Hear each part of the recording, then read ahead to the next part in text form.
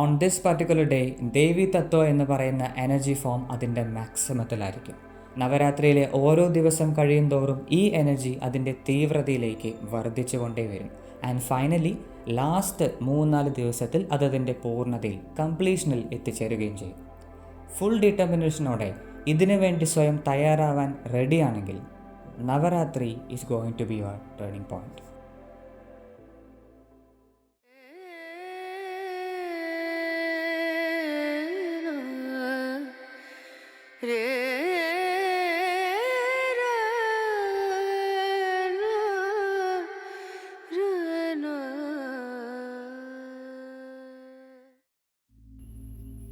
So there is a reason why there are 9 nights. 9 രാത്രികൾക്ക് കൃത്യമായ സ്പെഷ്യലായിട്ടുള്ളൊരു കാരണമുണ്ട്. ദശമഹാവിദ്യ എന്ന ടേം തന്ത്രയുമായി ബന്ധപ്പെട്ടുള്ളതാണ്. ദശമഹാവിദ്യ മീൻസ് ദേവിയുടെ 10 താന്ത്രിക് ഫോമുകളാണ്. താന്ത്രിക് രീതിയിൽ മാത്രം അപ്രോച്ച് ചെയ്യാനും റിച്വലിസ്റ്റിക്കലി പ്രാക്ടീസ് ചെയ്യാനും പറ്റുന്ന 10 ഡിഫറെൻറ്റ് വിദ്യകൾ, 10 ഡിഫറെൻറ്റ് ഫോമുകളാണ് ദശമഹാവിദ്യ. ഈ ദശമഹാവിദ്യയും നവരാത്രിയും ഡയറക്റ്റ്ലി കണക്റ്റഡ് ആണ്. തന്ത്രയിൽ അഘോരികളല്ല, നോർത്ത് പാർട്ടിലുള്ള എല്ലാവരും, തന്ത്ര പ്രാക്ടീസ് ചെയ്യുന്ന എല്ലാവരും നവരാത്രികളിൽ ഈ 10 വിദ്യകളെ, ദശമഹാവിദ്യകളെയാണ് ആരാധിക്കുക. അതിന് ഓരോരുത്തർക്കും ഓരോ ഫോമിനും കൃത്യമായ മന്ത്രമുണ്ട്, കൃത്യമായ റിച്വൽസ് ഉണ്ട്, എല്ലാം ഉണ്ട്. ഇത് കുറച്ചുകൂടെ താന്ത്രികമായതുകൊണ്ട് തന്നെ നോർമലായിട്ടുള്ള ആൾക്കാർക്ക് പ്രാക്ടീസ് ചെയ്യാൻ സാധിക്കില്ല.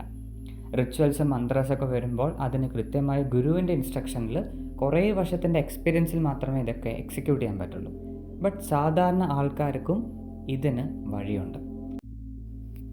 കാളി, താര, ത്രിപുരസുന്ദരി, ഭുവനേശ്വരി, ചിന്നമസ്ത, ഭൈരവി, ധൂമാവതി, ബഗിളാമുഖി, മാതങ്കി, കമല. ഇതാണ് ദേവിയുടെ 10 താന്ത്രിക് ഫോമുകൾ, ദശമഹാവിദ്യ. ഈ ഓരോ ഫോമുകളെയും താന്ത്രിക്കലി യോജിക് സിസ്റ്റത്തിലൂടെ നോക്കിക്കഴിഞ്ഞാൽ ഓരോന്നും ഓരോ ചക്രങ്ങളെ റെപ്രസെൻ്റ് ചെയ്യുന്നതാണ്. യെസ്, പെട്ടെന്ന് ലോജിക്കലി വിചാരിക്കും 7 ചക്രങ്ങളല്ലേ, ഇവിടെ 10 ഫോമുകൾ പറയുന്നുണ്ടല്ലോ, എന്തുകൊണ്ട്, എങ്ങനെ ഇത് കണക്റ്റഡ് ആണ്? These are connected. Our system of chakra and Dashamahavidya is directly connected. അതെങ്ങനെയാണെന്ന് നോക്കാം. കാളി ഏറ്റവും തീവ്രമേറിയ ദേവിയുടെ രൂപമാണ്. She is very intense, very fierce. ദേഷ്യമാണ്. She is the goddess of war. യുദ്ധത്തിൻ്റെ ദേവിയാണ്. ശിവനെ തന്നെ തൻ്റെ യുദ്ധത്തിൽ സഹായിക്കാൻ വന്ന ദേവിയുടെ ഒരു ഫോമാണ് കാളി എന്ന് പറയുന്നത്. ആ രൂപവും ഭാവവും ഓരോ ഷോസിലൊക്കെ നമ്മൾ കാളിയെ റെപ്രസെൻ്റ് ചെയ്യുന്ന രീതിയിൽ കണ്ടാൽ തന്നെ കൃത്യമായിട്ട് മനസ്സിലാവും. ഈവൻ തന്ത്രയിൽ പോലും ഏറ്റവും ഇൻറ്റൻസ് ആയിട്ടുള്ള പ്രാക്ടീസിന് കാളിയെയാണ് ആശ്രയിക്കുക, കാളിയെയാണ് ആക്ടിവേറ്റ് ചെയ്യാൻ ശ്രമിക്കുക. So she is the form of intensity. ദേവിയുടെ നിറം, കാളിയെ റെപ്രസെൻ്റ് ചെയ്യുന്ന നിറം ചുവപ്പാണ്. മൂലാധാര, അവർ ബേസ് ചക്ര, അതിനെ റെപ്രസെൻ്റ് ചെയ്യുന്ന കളറും ചുവപ്പ് തന്നെയാണ്. എന്താണ് ഇവിടെ ഉദ്ദേശിക്കുന്നത്? മൂലാധാര ചക്ര സിസ്റ്റത്തിൻ്റെ അല്ലെങ്കിൽ ഒരു മനുഷ്യൻ്റെ എക്സിസ്റ്റൻസിൻ്റെ തന്നെ തുടക്കമാണ്. ഏറ്റവും ഫുൾ ഫ്ലെഡ്ജഡായിട്ട് വർക്കാവുന്ന ഒരു മുഴുവൻ ബീയിങ്ങിനെ എടുത്തു കഴിഞ്ഞാൽ ആ ബീയിങ്ങിൻ്റെ തുടക്കം മൂലാധാരയാണ്. ഈ ചക്രത്തിൽ നിന്നാണ് ബാക്കിയുള്ള എല്ലാ ചക്രങ്ങളും രൂപം പ്രാപിക്കുന്നതും വർക്കാവുന്നതും. സോ ഈ മൂലാധാരയും റെപ്രസെൻ്റ് ചെയ്യുന്നത് ചുവന്ന നിറത്തിലാണ്. വളരെ ഇൻറ്റൻസ് ആയിട്ടാണ് ഒരു ജന്മം, ഒരു പുതിയ ബീയിങ് ഇവിടെ ജനിക്കുക. അതൊരു മനുഷ്യക്കുഞ്ഞാണെങ്കിലും ഒരു പ്രകൃതിയിലെ ഏതെങ്കിലും എലമെൻ്റ് ആണെങ്കിലും ഏതെങ്കിലും ഒരു എനർജറ്റിക് ഫോഴ്സ് ആണെങ്കിൽ പോലും ഇറ്റ് നീഡ്സ് ഇൻറ്റൻസിറ്റി. വളരെ തീവ്രമായ ശക്തി ഉണ്ടെങ്കിൽ മാത്രമേ ഒന്നിനും ഇവിടെ ജന്മം കൊടുക്കാൻ സാധിക്കുള്ളൂ. അത് തന്നെയാണ് കാളിയും റെപ്രസെൻ്റ് ചെയ്യുന്നത്. She is intensity. So Kali and Muladhara is directly connected. കുറച്ചുകൂടെ ഒരു താന്ത്രിക് അപ്രോച്ചാണ്. യോജിക്കലി നമ്മൾ മൂലാധാര ഒരിക്കലും ഇൻറ്റൻസ് ആയിട്ട് കാണില്ല, പക്ഷേ tantrically definitely Muladhara is related to Kali. Now we come to the second form, that is Tara. Tara കുറച്ചുകൂടെ ഒരു മെറ്റേണൽ ഐഡൻറ്റിറ്റിയാണ്, ഒരു മദർലി നേച്ചറാണ്, മാതൃത്വമുള്ള ഒരു ഫിയേഴ്സ് ആയിട്ടുള്ള ഫോമാണ്. രൂപം നോക്കിക്കഴിഞ്ഞാൽ കാളി തന്നെയാണ്. കാളിയുടെ അതേ ഇൻറ്റൻസിറ്റി ഉണ്ട്, അതേ താന്ത്രികമായിട്ടുള്ള വിസ്റ്റവും ഈ രൂപത്തിലുണ്ട്. പക്ഷെ she is much more like A mother, ഒരു അമ്മയെ പോലെയാണ്. ഇവിടെ കാളിയെപ്പോലെ യുദ്ധം ചെയ്യാൻ ആൾക്ക് സാധിക്കും. അതേസമയം എല്ലാത്തിനെയും കമ്പാഷനോടെ കാര്യങ്ങൾ കൺട്രോളിൽ കൊണ്ടുവരാനും താരയ്ക്ക് സാധിക്കും. നൗ താര റെപ്രസെൻറ്റ്സ് സ്വാധിഷ്ഠാന. സ്വാധിഷ്ഠാന മീൻസ് സ്വന്തം അടിസ്ഥാനം, നമ്മുടെ 2ാമത്തെ ചക്രം. നമ്മുടെ അടിസ്ഥാനം ശരിക്കും എന്താണ്? ഈ എക്സിസ്റ്റൻസിൻ്റെ അടിസ്ഥാനം എന്താണ്? മീൻസ് നമ്മൾ എവിടെ നിന്നാണ് ഉണ്ടായത്? ദാറ്റ് ഈസ് അവർ മദർ അല്ലേ? സ്പിരിച്വലി നോക്കിയാൽ you come from a particular energy. ആ എനർജി നിങ്ങളുടെ അമ്മ തന്നെയാണ്. ബോഡി എടുത്ത് നോക്കിയാലും ഈ ജന്മം എടുത്ത് നോക്കിയാലും you came from your mother. ആ അമ്മ തന്നെയാണ്, ആ ഗർഭപാത്രത്തെയാണ് ഇവിടെ സ്വാധിഷ്ഠാന റെപ്രസെൻ്റ് ചെയ്യുന്നത്. ഈവൻ ആ ഗർഭപാത്രവും സ്വാധിഷ്ഠാനയും ബയോളജിക്കലി ആ ഒരു ശരീരത്തിൻ്റെ അനാട്ടമി നോക്കിയാലും it is connected. So Tara represents Swadhisthana. മൂന്നാമത്തേതാണ് ത്രിപുരസുന്ദരി. ത്രിപുരസുന്ദരി റെപ്രസെൻ്റ് ചെയ്യുന്നത് സമ്പത്തിനെയാണ്. സ്പിരിച്വൽ ആയിട്ടുള്ള സമ്പത്തും എക്സ്റ്റേണൽ ആയിട്ടുള്ള മെറ്റീരിയൽ ആയിട്ടുള്ള സമ്പത്തും. സ്പിരിച്വൽ സമ്പത്ത് എന്ന് പറയുന്നത് ഓഫ് കോഴ്സ് സ്പിരിച്വൽ പ്രോഗ്രസ് ആണ്, ഇതിലൂടെ വരുന്ന അറിവുകളാണ്, ജ്ഞാനമാണ്. മെറ്റീരിയൽ പ്രോഗ്രസ് എന്ന് പറയുമ്പോൾ അതിൽ സമ്പത്ത് ഉണ്ടാവും, നിങ്ങൾക്ക് പുറത്തുള്ള പല നേട്ടങ്ങളും ഉണ്ടാവും. തന്ത്രയിൽ ഇത്തരം നേട്ടങ്ങൾ എസ്പെഷ്യലി മെറ്റീരിയൽ നേട്ടത്തിന് വേണ്ടിയിട്ടും ഈ സൗന്ദര്യത്തിനും അതുപോലെ നമ്മുടെ ഓറ തന്നെ വളരെ ബ്യൂട്ടിഫുള്ളായിട്ട് ഷൈൻ ചെയ്യാൻ കൊടുക്കുന്ന ഒരു സാധനയാണ് ത്രിപുരസുന്ദരി സാധന. ഇതിന് മറ്റ് കുറച്ച് വളരെ ഡാർക്കായിട്ടുള്ള അപ്രോച്ചുകളുമുണ്ട്, പക്ഷേ ഏറ്റവും ബേസിക്കലി ഈ സാധനമുള്ളത് മെറ്റീരിയൽ വെൽബീങ് വർദ്ധിപ്പിക്കാനാണ്, സ്പിരിച്വൽ വെൽബീങ് വർദ്ധിപ്പിക്കാനാണ്. So she represents the Manipura. Manipura means the city of jewels എന്നാണ്. മണിപ്പൂര, മണി എന്ന് ഉദ്ദേശിക്കുന്നത് വളരെ വിലപിടിപ്പുള്ള രത്നങ്ങളെയാണ്, രത്നങ്ങൾ എന്നാണ് ഇവിടെ ഉദ്ദേശിക്കുന്നത്. ഈ രത്നങ്ങളുടെ സ്റ്റോറേജ് ഹൗസാണ്, ഇതിനെയൊക്കെ സൂക്ഷിച്ച് വെക്കുന്ന ഒരു നിലവറയാണ് മണിപ്പൂര എന്ന വേർഡിൻ്റെ അർത്ഥം. ഇവിടെ രത്നങ്ങൾ കൊണ്ട് ഉദ്ദേശിക്കുന്നത് മെറ്റീരിയൽ വെൽത്ത് തന്നെയല്ല, പക്ഷേ സ്പിരിച്വൽ വെൽത്ത് തന്നെയാണ്. നിങ്ങളുടെ വിൽ പവർ, ദെൻ നിങ്ങളുടെ ഡിറ്റർമിനേഷൻ, നിങ്ങളുടെ നോളേജിൻ്റെ ഇൻറ്റൻസിറ്റി, സൈക്കിക് പവേഴ്സ്, സിദ്ധികൾ, ഇതെല്ലാം വലിയ രീതിയിൽ കൺട്രോൾ ചെയ്യുന്നത് മണിപ്പൂരയാണ്.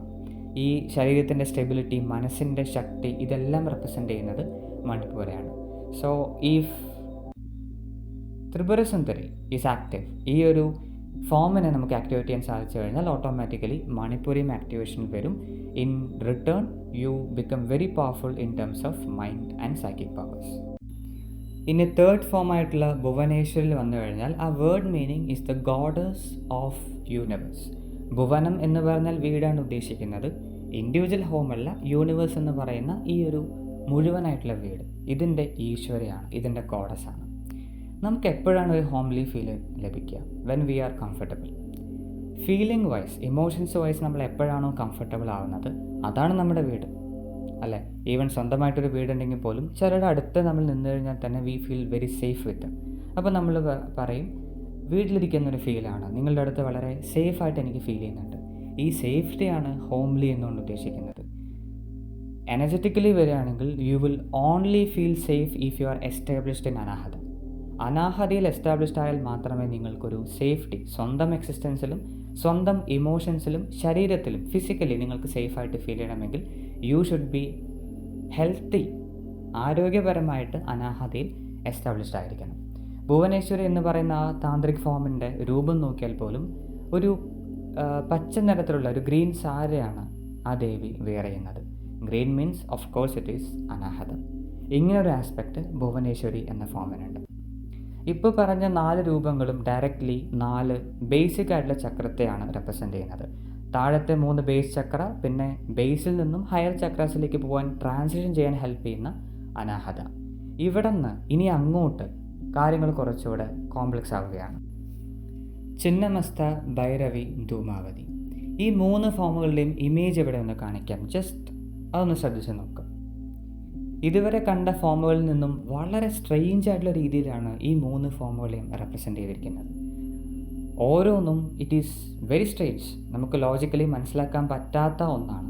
ഇമേജ് എത്ര അനലൈസ് ചെയ്താലും എന്താണ് അവിടെ ഉദ്ദേശിക്കുന്നത് പോലും നമുക്ക് മനസ്സിലാക്കാൻ സാധിക്കില്ല. ഓട്ടോമാറ്റിക്കലി അതിനർത്ഥം ഇത് ലോജിക്കിനും മുകളിലുള്ള എന്തോ ഒരു സ്പിരിച്വൽ റെപ്രസെൻറ്റേഷനാണ്. If there is something that is beyond logic, ലോജിക്കിന് മുകളിൽ, യുക്തിക്ക് മുകളിൽ, നമുക്കെല്ലാം മനസ്സിലാക്കാൻ പറ്റുന്നതിനപ്പുറം ഈ ഫിസിക്കാലിറ്റിക്ക് മുകളിൽ എന്തെങ്കിലും ഉണ്ടെങ്കിൽ ദാറ്റ് ഈസ് വിശുദ്ധി. ആദ്യം പറഞ്ഞ പോലെ അനാഹത ഒരു ട്രാൻസിഷൻ പോയിന്റ് മാത്രമാണ്, അത് നമുക്ക് ഹയസ്റ്റാന്ന് ഒരിക്കലും പറയാൻ സാധിക്കില്ല. ലോവർ ചക്രാസിൽ നിന്ന് ഹയറിലേക്ക് പോകാനുള്ള ഒരു പാത്വേ, ഒരു പാലമാണ് അനാഹത, അതൊരു ഡെസ്റ്റിനേഷൻ അല്ല.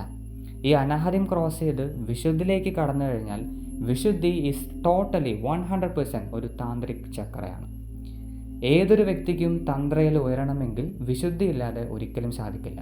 മന്ത്രസിദ്ധി, യന്ത്രസിദ്ധി, അതുപോലെ തന്ത്രയുടെ ഡാർക്കായിട്ടുള്ള പ്രാക്ടീസുകൾക്കൊക്കെ സിദ്ധി വേണമെങ്കിൽ യു നീഡ് വിശുദ്ധി ടു ബി ആക്റ്റീവ്. വിശുദ്ധി എന്ന് ആക്ടിവേറ്റ് ആയാലും ലോജിക്കിന് പിന്നെ യാതൊരു സ്ഥാനവുമില്ല.